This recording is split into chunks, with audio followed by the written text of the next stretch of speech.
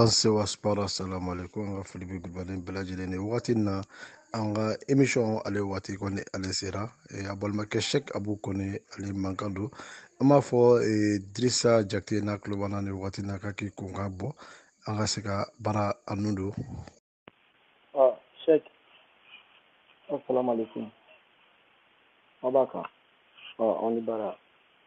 Ça va, on a un club là. Nos réseaux sont club là. Merci bien Idrissa an b'a fɔ k'i Jakite Idrissa o diyara n ye kosɛbɛ je pense que baara an bɛ se ka a nun don sisan an b'a fɔ Idrissa i bɛ groupe min sanfɛ o de Fansewa Sport vraiment o groupe ni ne y'a ta k'a lajɛ an bɛ se k'a fɔ a 90% a bɛɛ lajɛlen ye jolibisi u ka laɲini tɛ dɔwɛrɛ jeliba zɛri kɔrɔ k'u ka se ka u ka situation k'a ɲini ka d'u ka supporters ma u bɛ se ka bɔ a bɛɛ lajɛlen kalama cogo min na Idrissa kɔni an bɛ baara an b'a nun don an b'a fɔ ko Dirisa Jakite yɛrɛ ye jɔn ye Dirisa Jakite a sisan bɛ san joli la an bɛ don min na ko bi Dirisa Jakite a sigilen bɛ yɔrɔ jumɛn est ce que Dirisa Jakite a furu kɛlen don wa den b'a bolo wa donc Dirisa Jakite o y'an ka ɲininkali gale ko o tɛnku i la. Sheikh, i ka kuma diyara n ye donc komi mɔgɔw faamana ma ne tɔgɔ Dirisa Jakite n wolola Bamako le 14 août 1977 Dravella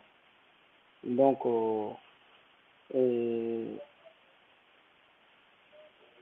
minnu bɛ n dɔn kosɛbɛ Dravella ni minnu kɔrɔbayala ɲɔgɔn fɛ donc olu caman bɛ n dɔn donc sisan ninnu sigilen bɛ Faransi jamana kan an bɔra Mali la ka na Faransi yan nɔ an na balontan sira fɛ bon ala nana kɛ an sigiyɔrɔ nin labɛn yan nɔ donc n bɛ Faransi yan nɔ sisan nɔ a ka ca ni san 17 ye donc den 2 bɛ n bolo ni muso an kɛlen don ka fiançailles kɛ mais denmisɛnnin 1 bɛ n bolo ani denkɛnin 1 voilà. Merci Idrissa o diyara n ye hali bi an bɛ to ɲɔgɔn bolo Idrissa vraiment Idrissa a ka di n ye yanni ka don an ka question tɔw kɔnɔ vraiment an bɛ groupe min kan i b'a dɔn caman bɛ diri ballon dɔn e Dirisa Jakite dɔn plutôt mais caman bɛ u t'i dɔn mɔgɔ kura ka ca fɛn kan n bɛ fɛ Dirissa e k'u ka mɔgɔw hakili lajigin hali bi Dirissa la Dirisa Jakite joliba ase kɔnɔna la est ce que sirino dɔ tun b'i la wa n'i bɛ se ka denmisɛnnin mɔgɔw ka hakili jigin minnu t'i dɔn o ni Dirisa Jakite bɛ jouer poste jumɛn na i bɛ se ka souvenir jumɛn na di mɔgɔw ma Dirisa ni jɔn bɛ jouer ɲɔgɔn fɛ joliba ase la yanni an ka don kunnafoni pour que denmisɛnninw ka se k'i dɔn minnu t'i dɔn groupe kan donc Dirissa o ko ye o ye yanni an ka don question filanan kɔnɔna la. Ok, komi donc anw bɔra Mali la mɛnna dɔɔni bon ne tɔgɔ ka tɔgɔ ka ca i ka kuma ye tiɲɛ ye ne tɔgɔ Dirisa Jakite donc n bɛ se k'a fɔ ni anw formera Joliba la depuis Joliba Kadi n'o y'a sɔrɔ anw bɛ Fayi ni Isufa an ka respect tun ye Fayi de donc mɔgɔ min tun bɛ Fayi dɛmɛ o tun ye Isufa ye donc ne ni ala ka ɲɛ tɔgɔma na Dirisa Fɔnba ani Dawuda Jakite Sori Tunkara Sumala Kulibali Malatini n'u b'a fɔ Gawusu Jalo n'an b'a fɔ o ma ko Malatini ani Sɔgɔma Jakite n'an k'a ma ko Wadari ani Seku Jakite bon an ye san 1 ye Joliba Kadi la san 2nan Seku Jakite nana donc ani Bubakari Keyita n'an k'a ma ko Abu donc ne n'olu de formera ɲɔgɔn fɛ Joliba Kadi la an bɔra Kadi la ka na yɛlɛn junior la donc junior la an bɛ Fayi bolo donc i ka kuma n'i ko Dirisa Jakite tɔgɔ ka ca Mali la u tun b'a fɔ ne ma ko Dirisa Jakite sans vitesse dɔw b'a fɔ ko Dirisa Telimani donc on bɛ jouer côté droit là mais des fois on bɛ jouer milieu terrain na ni Sori Tunkara tun bɛ jouer ɲɔgɔn fɛ milieu terrain voilà. Merci bien Jakite o faamuyara i ye mɔgɔw ka hakili lajigin joueur caman na i tɔgɔ ma ne ko ye Dirisa Fuma an bɛ jɛ ka dugawu kɛ ala ka hinɛ a la a y'an kɔ kiti min na ala ka an yɛrɛ ɲa ka an ta o don o kɔnɔ Dirisa an bɛ continuer an b'a fɔ i yɛrɛ i ye question dɔw jaabi minnu kun b'an bolo parce que i ko i ka balontan i formera Joliba AS la i ye cadeau kɛ ka yɛlɛ fo première la donc an bɛ se ka dɔn Dirisa ye Joliba yɛrɛ lasɔrɔ sira jumɛn fɛ i ye Joliba sɔrɔ sira jumɛn fɛ parce que i da donna hali ka entraîneur la fɔlɔ la o diyara n ye mais an bɛ fɛ ka dɔn i ye Joliba AS i nana cogo di Joliba AS ale kɔnɔna la. Ok, Cheikh i ka kuma diyara n ye donc n ye kuma dɔ in effacer parce que téléphone kun yɔrɔ ka jan dɔɔni n ye écouteur bɔ a la sisan nɔ bon i k'o kuma ye tiɲɛ ye ne tɔgɔ Dirisa Jakite dɔw b'a fɔ ma ko 5 vitesse dɔw ko Dirisa Telimani ne tun bɛ jouer Joliba la n tun bɛ jouer ailier droit la wagati dɔw la n tun bɛ jouer milieu de terrain na donc an formera Joliba cadet la o y'a sɔrɔ Joliba tun bɛ an tun bɛ balontan kɛ Tomorobugu kɛkɛ ka da fanfɛla la donc an formera mɔgɔ minnu bolo an ka entraîneur o tun ye Fayi de ye Fayi o dɛmɛbaga o tun ye Isu Fayi donc ne ni mɔgɔ minnu formera ɲɔgɔn fɛ Joliba la ala ka hinɛ tɔgɔma na n'u k'a ma ko Dirisa Fumba a tun bɛ jouer libéro la Dawuda Jakite n'an k'a ma ko Daru Sori Tunkara Sumala Kulubali Gawusu Jalo Di Malatini Cheikh Umar Jakite n'an k'a ma ko Wadol ani Boubacar Keita o tun y'an ka gardien donc ani an n'olu de formera ɲɔgɔn fɛ Joliba la ani Seku Berete ninnu donc an n'olu de ye ballon ta ɲɔgɔn fɛ Joliba la voilà d'accord Cheikh bon ne nana Joliba la cogo min na ne n taara kalan na komi n fa tun ye policier ye inspecteur de police tun don donc u tun ka militaires ka ca donc n fa sigiyɔrɔ nana taa bɛn Kucala ma donc Kucala n bɛ ekɔliso balontan kɛ Kucala yen nɔ donc ala nana kɛ ni Cheikh Sala ye ɲɔgɔn dɔn Kucala yen nɔ donc n bɛnkɛya sera Cheikh Sala sago ma donc n ka cɛkɔrɔba ye n kalifa Cheikh Sala sago la donc Cheikh Sala ko a bɛ na ni n ye Bamakɔ ko a bɛ taa ni n ye Joliba la donc n nacogo filɛ ne Joliba la donc école bilanen an tun bɛ école de balontan kɛ Kucala yen nɔ donc école bilanen ala y'a kɛ ni Cheikh Sala nana ɲɔgɔn fɛ Bamakɔ donc Cheikh Sala taara ni ye Joliba terrain na ka taa n yɛrɛ keke ninnu na Karunga Keita donc n ka foli b'u ye donc n nacogo filɛ ne Joliba la Cheikh Sala sago de kɛra sababu ye ka na ni ye Joliba la. Jiri o diyara n ye an bɛ dugawu kɛ hali bi ala ka ko ala ko o ɲaga d'an ma hali bi ni nacogo i y'a ɲɛfɔ an ɲɛna o faamuyali bɛɛ lajɛlen o sɔrɔla la Diri an bɛ se ka dɔn i nalen Joliba la i y'a daminɛ kadi la ka yɛlɛ donc an bɛ fɛ ka dɔn Dirisa yɛrɛ jouera Joliba premier fɛ wagati jumɛn na i yɛlɛlen premier la n'o y'a sɔrɔ i ka hakili b'a wagati la bon wagati fɛnɛ n'o y'a sɔrɔ degeli karamɔgɔ tun ye entraîneur ye donc ni i bɛ se ka mɔgɔw ka hakili lajigin o la i yɛlɛla san jumɛn donc i yɛlɛlen i ka premier match n'o y'a sɔrɔ n'i ka hakili b'a la n'o y'a sɔrɔ a kɛra match min i bɛ se ka hakili lajigin olu kɔnɔna la. d'accord i ka kuma diyara n ye donc n bɛ ka essayer ka n hakili jagabɔ komi n y'a f'i ɲɛna cogo min na an y'a daminɛ cadet la ka na junior la donc an bɔra équipe nationale cadet la ka na équipe nationale junior la donc wagati y'a sɔrɔ mɔgɔ min tun ye entraîneur ye Joliba la Degoncer de tun ye Joliba entraîneur ye donc si je me rappelle bien an ka sélection fɔlɔ ka entraînement kɛ Joliba groupe premier fɛ Degoncer de y'a nayɛlɛn dɔɔni wagati dɔw la Degoncer tun b'an nadon an tun bɛ ballon tan u fɛ dɔɔni dɔɔni o kɛra hɛrɛma kɔnɔ daminɛlen yɛrɛ ye o y'a sɔrɔ Joliba terrain jɔra Torokorobugu donc a wagati la Fayi tun bɛ an mɔgɔ damadɔ bila ka taga première fɛ an tun bɛ entraînement kɛ première fɛ donc il me semble que an ye san kelen k'o la jeliba première fɛ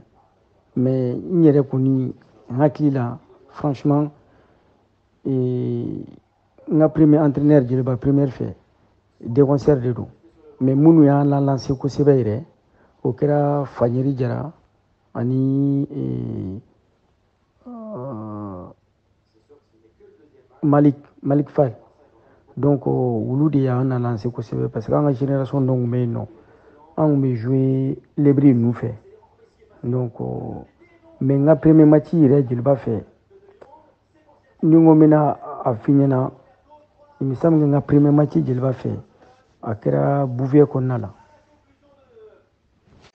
Merci Dre, vraiment n'i y'a ta k'a lajɛ an bɛ se k'a fɔ waati a ka jan souvenir ko don hakili tɛ se ka a bɛɛ lajɛlen vraiment faamuyali kɔni sɔrɔla a la hali ni hakili ma bɛɛ lajɛlen a bɛɛ kun tɛ jaabi bɛɛ ka di clairement et net donc n'an y'a faamuyali sɔrɔ a la c'est pour que ka mɔgɔw ka hakili jigin dɔɔni dɔɔni a bɛ e yɛrɛ fɛnɛ ka hakili jigin tɔn na a bɛ tɔn kanu don e yɛrɛ fɛnɛ la ka taa a fɛ hali bi Idrissa hali bi an bɛ to Joliba AS ale kɔnɔna la yɛlɛlen Joliba AS la an hakili ma se ka a date première fɛ mais an bɛ fɛ ka dɔn Idrissa ye waati joli kɛ ka jouer Joliba premier fɛ yanni k'i kɔ don Joliba la i ye san joli kɛ ka jouer Joliba premier ale fɛ n'a sɔrɔ i ye san hakɛ min kɛ ka jouer i ni bɛ se ka a san kɔnɔna la i ye trophée minnu ta ka di Joliba AS ma ou bien n'a sɔrɔ i yɛrɛ ye trophée individuel mun sɔrɔ ka fara collectif kan i bɛ mɔgɔw ka hakili lajigin olu la Idrissa. N'i ka kuma faamuya dɛ. Ok Cheikh Abou donc i y'a fɔ cogo min na anw yɛrɛ kuma jeliba première fɛ an ka coupe fɔlɔfɔlɔ tali jeliba première fɛ o kɛra coupe INPS ye donc an ye coupe INPS ta ka tila ka coupe BDM il me semble que coupe BDM ye sa an y'o fana ta donc hakili najigila ne ye saison 3 de kɛ jeliba la saison 3 ni dɔɔni voire saison 4 donc a wagati la an ye doublé kɛ donc an ye coupe de Mali ta ka championnat ta donc o y'a sɔrɔ bon an tun tɛ titulaire indiscutable ye sa mais an ka match kun ka ca san kɔnɔ parce que a wagati la jeliba titulaire baw kun ye Makan Keyita ninnu ni ala ka hinɛ Musa Kone ninnu na Kureshi ninnu ni Rubeshi ani Samba Jara ninnu donc voilà mais on peut dire que franchement on a participé donc voilà et san mun dar'o kan tuguni an ma se ka doublé kɛ mais il me semble que san mun dar'o kan an ye coupe de Mali ta voilà sanni n ka bɔ jeliba la an ye doublé kelen kɛ ka tila ka coupe de Mali ta voilà. Déjà, je pense que j'ai une question posée. Ngo, il y a wakati mke Joliba AS la, il y a san joli ka jouer Joliba AS fait. Il y a san kam ka Joliba AS fait. Au san konna la, ame fait ka don Joliba et Idrissa trophée à quel ben ta di Joliba AS ma. On a sur ni Idrissa il y a trophée individuel mun sur qui to Joliba AS à l'école la. Idrissa, merci bien au Djarané. Et je pense que il y a coup de mal yo sur Joliba AS la. Il y a championnat du Joliba, il y a coupe NPC du Joliba ma. Et trophée caman di mais est-ce que trophée individuel est-ce que i b'a o sɔrɔ Joliba AS kɔnɔna la wa? Ah non, ma trophée individuel sɔrɔ jeliba la ma trophée individuel sɔrɔ jeliba la voilà. Idrissa, merci o diyara ni trophée individuel n'o ma sɔrɔ an bɛ fɛ k'a dɔn Idrissa ka séjour kɔnɔna Joliba AS kɔnɔna la i ka souvenir i tɛ ɲinɛ match jumɛn kɔ hali n'i ka hakili jiginna la vraiment a b'i walawala o ni i ka mauvais souvenir Joliba AS ale kɔnɔna la Idrissa.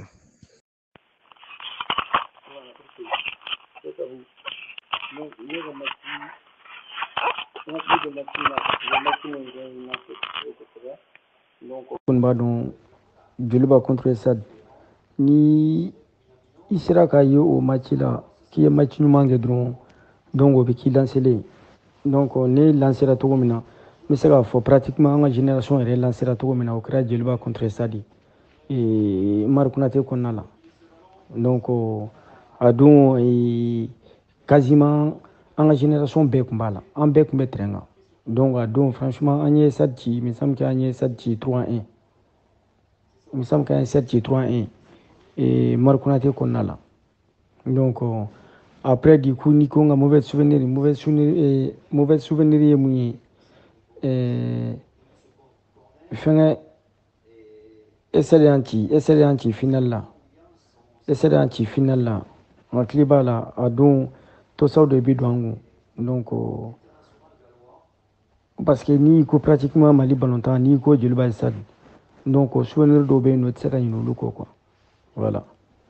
Merci au Djarin. Et donc, on est à travers et il y a un meilleur souvenir au contre le Stade et mauvais souvenir de faire contre le Stade. Vraiment, famille au solo là, ou là. Betri Albi, Ameto, Djelba, assez, allé qu'on a là. Diri, aya ye tɔgɔ caman bɛ fɔ Idrissa ma 5 vitesse Migini an bɛ fɛ ka dɔn tɔgɔ ninnu jɔn de y'a da i la a nana cogo di tɔgɔ ni a significatif ye jumɛn ye n'a y'a sɔrɔ mɔgɔ min la n'i ka hakili b'a la Idrissa an bɛ fɛ ka 5 vitesse Migini a nana cogo min na an bɛ fɛ ka o dɔn n'a y'a sɔrɔ i y'a sɔrɔ Gito Jelu Ase ale kɔnɔna la. Écoute, franchement,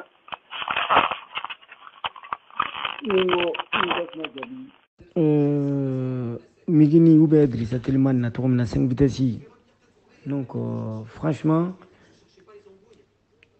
i ka kuma kan tan nɔ ni n ko n bɛ hakili jagabɔ kosɛbɛ n bɛ se k'a fɔ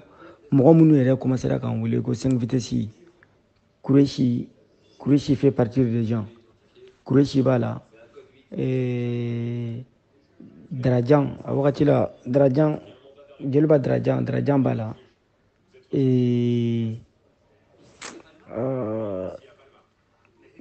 donc mais il me semble que mɔgɔ min yɛrɛ y'an wele fɔlɔ ko 5 vitesse dɛ n'i ma fili Kourechi ninnu de don donc n tɛ se ka f'i na mɔgɔ kelen min yɛrɛ a fɔ ko 5 vitesse mais n ko ninnu hakili b'a la wagati la Kourechi yɛrɛ tun tɛ Kourechi tun bɛ n tɔgɔma de wele ko Drissa mais Kourechi tun bɛ ne wele ko 5 vitesse voilà. Diri o famuna hali ni ma significatif fɔ an bɛ kɔnɔ n'i y'a fɔlen i ma migi ou 5 vitesse peut-être que i k'u ka teli de o ye teliya o b'o ko fɔ o faamuyara Diri an bɛ fɛ ka dɔn i ka Jeliba Ase séjour o kɛlen kɔfɛ an y'a ye Drissa a bɔra Jeliba Ase la Drissa bɔlen Jeliba Ase la a taara ka bagaji bila yɔrɔ jumɛn n'o y'a sɔrɔ a taara jamana kɔ kan ou bien a taara Mali kɔnɔna équipe dɔ la donc o procédure o kɛra cogo min na ne bɛ se ka mɔgɔw ka hakili lajigin o la Drissa. Cheikh Abou i ko kuma diyara n ye donc ne bɔra Jeliba la n bɔra Jeliba la n ma na tunga fɛ dɛ n bɔra Jeliba la ka taa Stade la donc n bɔra Jeliba la ka taa Stade la a wagati la Madala ne hakili b'a la donc a ko kɛra mankan ye donc Jeliba mɔgɔw tun tɛ fɛ n ka bɔ Jeliba la ka taa Stade la mais komi n ye licence siɲɛ Jeliba la yen nɔ safurula n ye licence siɲɛ Stade la n tagalen Stade la yen nɔ donc a ma diya mɔgɔ caman ye Jeliba la bon voilà c'était comme ça et donc du coup vu qu'on était junior à l'époque a wagati la an tun tɛ sariyaw bɛɛ kalama kosɛbɛ donc n bɔlen Jeliba la ka taa Stade la comme Jeliba ye plainte déposée j'ai été sanctionné pendant une année donc pendant une année n bɛ Stade la n bɛ entraînement ni fɛnw kɛ mais j'avais pas le droit qu'à jouer vu que n ka club de formation ye Jeliba de donc a ko kɛra mankan ye voilà. Diri o faamuna an bɛɛ b'a dɔn Jeliba Jara bɔlen ka taa Stade la ni dɛsɛ tɛ a tɛ kɛ o kɔfɛ taalen kɔfɛ an y'a ye plainte donnen sanction kɛra k'i sanctionné san kelen donc o san kelen kɔfɛ i sera Stade Malien i sera ale fɛ mais o kɔnɔna la est ce que i ni Jeliba supporters a cɛ kɔrɔ ma gɛlɛya kosɛbɛ fo ka se a damatɛmɛ ma. Ouais Cheikh i y'a fɔ cogo min na n bɔlen Jeliba la ka taa Stade la a ko kɛra mankan ye donc supporter caman tun bɛ yen nɔ a ma jugu ye kosɛbɛ a dɔw jiginna na bon a wagati la ni denmisɛnninya ni fɛnw b'i hakili la i tɛ se ka ko dɔw faamuya quoi mais franchement hali n bɔlen Jeliba la ka taa Stade la ala ko tiɲɛ supporter dɔw bɛ yen nɔ Jeliba supporter dɔw n tɛ mɔgɔ tɔgɔ fɔ mais hali sini n'a dɔw bɛ contacter la donc hali a ma mɛn kosɛbɛ a dɔw muso jiginna yɛrɛ a ye n wele k'a fɔ n ɲɛna donc même kanton jeliba la n'a a tun bɛ ɲɔgɔn ye a tun bɛ conseil di yan nɔ an bɛ kuma an bɛ fɛnw kɛ donc komi jeliba supporter ka ca donc dɔw y'a faamuya dɔw ma faamuya mais au début a digira caman na donc c'était comme ça. Diri o faamuyara Idrissa an bɛ fɛ ka dɔn an b'a dɔn bibi na an bɛ don min na ko bi joliba sportif kɔrɔw u kɛlen ka association dɔ sigi groupe dɔ sigi j'espère que i b'o groupe i b'a kalama n'a sɔrɔ i b'o kalama o groupe kɔnɔna i groupe ni i y'a kunbɛ cogo di o kɔfɛ an bɛ fɛ ka dɔn an bɛ don min na ko bi jeliba ase yɛrɛ kɔnɔna ko est ce que i b'a kalama wa n'i b'a kalama comité exécutif min bɛ jeliba ase kunna bi i n'o y'a sɔrɔ i n'u bɛ ɲɔgɔn kalama Idrissa. Ah ouais, tout à fait, Cheikh Abou. Ne yɛrɛ bɛ groupe in sanfɛ donc groupe min don franchement groupe idée ɲɛnɛman don parce que mɔgɔ dɔw bɛ yen nɔ i n'u ye ballon ta ɲɔgɔn fɛ Bamako et puis wagati dɔ la an tun bɛ taa basketteuse lajɛ an tun bɛ taa jeliba ka match lajɛ kuma la ni basketteuse bɛ jouer bɛ basketteur donc i n'olu dɔw bɛ ɲɔgɔn kibaruya kalama cɛwa i tun hakili tɛ mɔgɔ dɔw la tuguni yɛrɛ mais aw bɛ ɲɔgɔn sɔrɔ mur sanfɛ aw bɛ baro ni fɛnw kɛ dɔw sigilen don États-Unis dɔw bɛ Belgique dɔw caman bɛ Faransi yan yɛrɛ Espagne franchement c'est une bonne initiative hali lebri yɛrɛ n ye lebri yɛrɛ wele ka a fɛngɛ parce que depuis groupe créé la lebri ye n wele ka fɔ n ɲɛna ko a bɛna don groupe la n ko problème t'a la donc fɛn min ye jeliba bureau exécutif ye il me semble qu'il y a un mois voire une vingtaine de jours n y'a ye u ye bureau kura dɔ sigi parce que des fois n bɛ to ka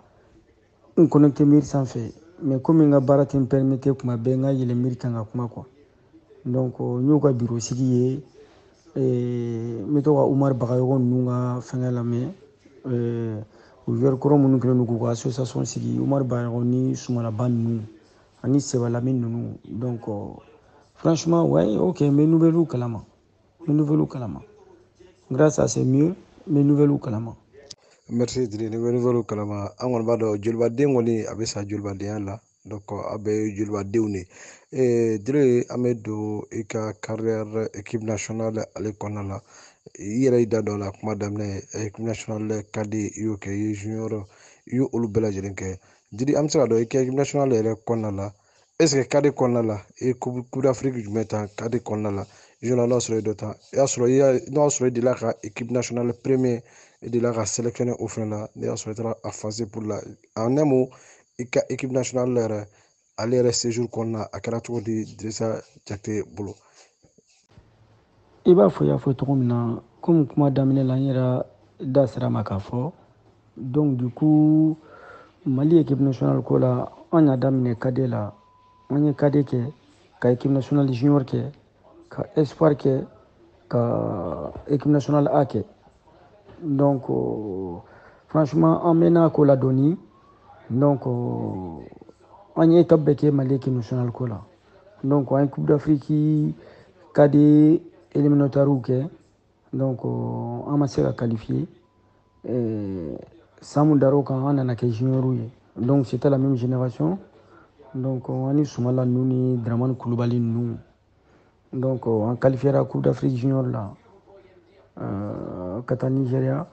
an kɛra 4e ye yen nɔ donc an seginnen ka bɔ Nigeria ka na l'aventure a continué an kɛra espoir ye donc espoir on a fait an ye joué francophonie éliminatoire ni tournoi caman kɛ ka tila ka bɔ la ka na l'équipe nationale A fɛ donc équipe nationale A an ye match caman kɛ équipe nationale A fɛ donc an hakili t'a matchiw bɛɛ la mais an ye match caman kɔni kɛ équipe nationale A yɛrɛ fɛ voilà. dire o diyara n ye hali n'an ma bɛɛ lajɛlen sɔrɔ an ka dɔn an ka se k'i ka trace dɔn ka dɔn k'a fɔ ko Diri tɛmɛra équipe nationale catégorie hakɛ minnu fɛ an y'o olu faamu. Dirisa i ka kuma yɛrɛ kɔnɔna la an y'i ɲininka i bɔlen Joliba AS la i ko i taara Stade Malien na o kɔrɔ ko Dirisa ma équipe saba kɛ Mali kɔnɔ Joliba AS ale ni Stade Malien u ni ɲɔgɔn cɛ. Donc Diri kulun kɔnɔ a bɛ ka se sisan an bɛ i ɲininka hali bi Diri Joliba AS a ko bɛ jouer Joliba fɛ wagati min na o ni bi Joliba ka équipe bɔlɔntan a football la ni an ko i ma k'i ka se ka a danfara fɔ différence jumɛn de bɛ se ka sɔrɔ Idrissa bolo k'a fɔ équipe fila ni ɲɔgɔn cɛ a ka fɔlɔ génération ani sisan génération donc n'i sera k'o danfara sɔrɔ k'o fɔ an ɲɛna Idrissa o bɛ diya n ye. Ouais, Cheikh Abou. N'i ko b'o génération fila comparer ɲɔgɔn fɛ ou bien a ka gɛlɛn dɔɔnin quoi parce que génération bɛɛ n'i ka talent don quoi donc comme ne yɛrɛ famana sisan nɔ ka Mali championnat lajɛ donc an ka génération o dara mankan ninnu ka génération kan ani Kureshi ninnu Umaru Bagayogo ninnu donc ni a comparaison ka gɛlɛn kosɛbɛ quoi ya surtout n'o y'a sɔrɔ bon comme n yɛrɛ nin ye n san fila in ma na Mali la ni Ala sɔnna n bɛ sira la ka na mais ni ko i bɛ na comparaison ka génération ni ɲɔgɔn cɛ a bɛ sɔn ka gɛlɛya dɔɔnin quoi voilà donc o de tun bɛ ne bolo ka fɔ quoi. Jakite e filaya kɛ nin yɔrɔ la a bɛ faamuya an y'a faamuya Jakite hali bi an bɛ n'i bɛ to ɲɔgɔn bolo Jakite an bɛ fɛ ka dɔn ni an ko e ma Jakite ma bibi in na Dirisa Jakite ko Joliba AS ale kɔnɔna la bi ko e ka se ka conseil di Joliba AS ma bilasirali kɛrɛnkɛrɛnna Joliba ka bɔlɔntan Joliba ka gestion e bɛ se ka bilasirali ladilikan jumɛn di Joliba AS ma o y'an ka ɲininkali avant dernière question ye yanni an ka ɲininkali laban an k'o tɛnku i la ka sɔrɔ k'i labila. D'accord donc n'i ko ko ne ka hakilinata fɔ Joliba ko la ou bien a balontanna kuraw kan donc fɔlɔ la téléphone tun tɛ bɛɛ bolo mais sisan nɔ téléphone b'an bɛɛ bolo WhatsApp ni Facebook ni fɛnw an bɛ ɲɔgɔn nouvelle ta donc ne ɲɛ b'a la u bɛ to ka initiative minnu ta ka taa ɲɔgɔn fɛ ou bien ka taa an ka balontanna kuraw lajɛ donc cɛkɔrɔbaw lajɛ donc franchement pour moi c'est une bonne initiative hali o don na n kun ɲɛ bɛ Umaru Bagayogo ni Sumalaba ani Seba ninnu u tagara fɛngɛ fɛ yen nɔ an ka Joliba supporter cɛkɔrɔba in fɛ yen nɔ u tagara don dɔ d'an ma franchement ça m'a touché donc du coup halisa Ala k'an bɛɛ mɛn ka ɲɔgɔn kibaruya ni fɛnw ta donc an k'an bolo di ɲɔgɔn ma parce que ni k'i b'a a ko kɛcogo dɔ la a kuma ka ca quoi bon minnu ye génération an bɛ se k'a fɔ an dɔgɔninw ou bien an kɔrɔkɛ denw ou bien an yɛrɛ denw olu de bɛ Joliba la sisan nɔ donc bɛɛ kɔni b'a dɔn Mali balontanna bɛ Mali la donc naturellement Malien bɛ se balontan na donc hali n'i taara an ka carré kɔnɔ balontan wɛrɛ lajɛ i b'a lajɛ denmisɛnnin camanba de bɛ yen u bɛɛ bɛ se balontan na donc pour moi Malien den ka balontan pour moi c'est quelque chose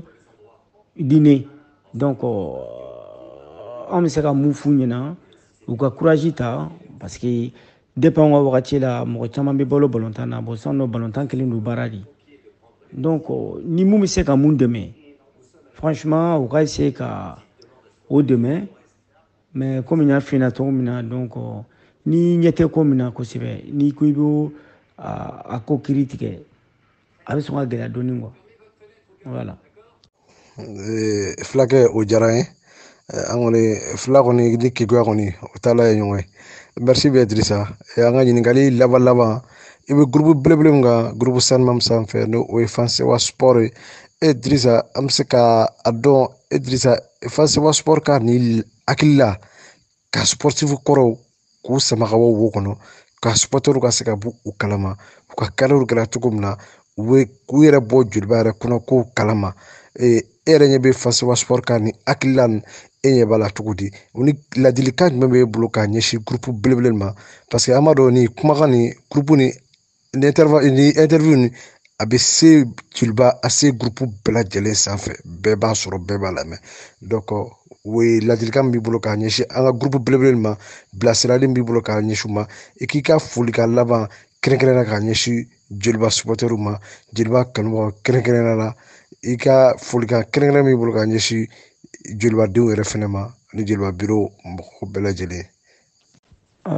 Cheikh Abou ne de b'aw fo ka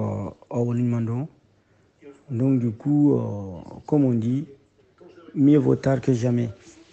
Aw yɛrɛ filɛ ka nin initiative minnu sɔrɔ nin fan sewa sport donc parce que an yɛrɛ ɲɛna mɔgɔw kun ɲinɛna an kɔ mais aw bɛ baara min na halisa ala k'aw yɛrɛ bolo mɛn a la parce que mɔgɔw bamananw ka kuma dɔn ko mɔgɔw ko tɛ ja bɛɛ ye parce que anw de b'aw fo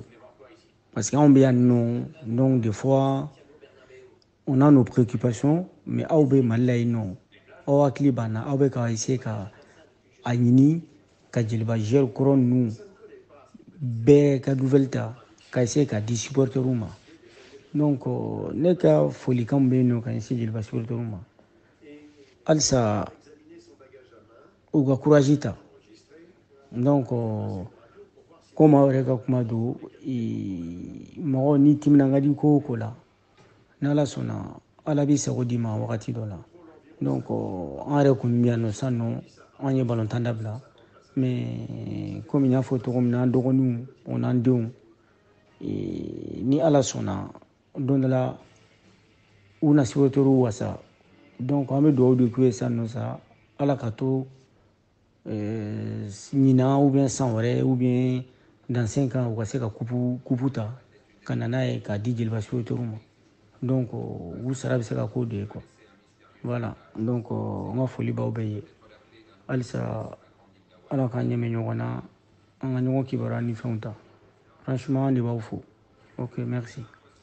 O diyara Dirisa an b'a f'i ye i yɛrɛ ni i Jakite an b'i fo k'i waleɲuman dɔn an b'a fɔ an kɔni an b'i bila yan nɔ Fasiba Sport a tulo gasigɛ kɛra ni mɔgɔ min bɛ ka ɲininkali banba o kun ye Cheikh Abou Kone arajo danbe jiye ni ale sanfɛ ale ni Dirisa Jakite ni an kunkan ye ne b'a fɔ assalamu alaikum ala ka dɔ wɛrɛ yira an na ala ka groupe ni ala k'a taa ɲɛ hali bi.